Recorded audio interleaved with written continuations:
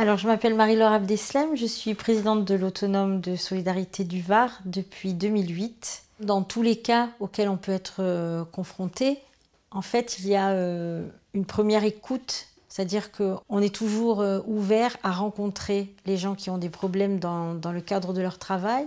Il nous est arrivé très souvent de rencontrer des gens ici dans le bureau pour écouter au moins leurs soucis.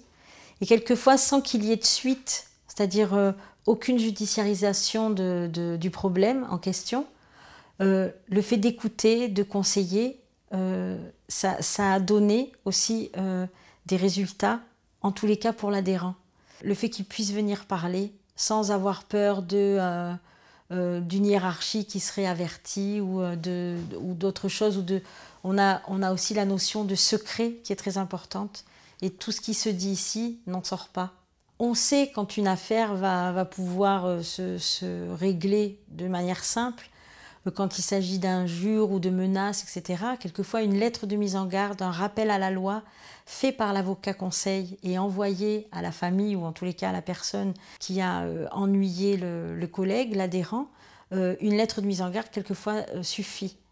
Mais quand il s'agit d'affaires plus graves, on avertit tout de suite l'avocat conseil et on propose à l'adhérent de le rencontrer au plus vite afin qu'il puisse mettre en place les moyens de défendre leurs intérêts, leur intégrité, leur probité.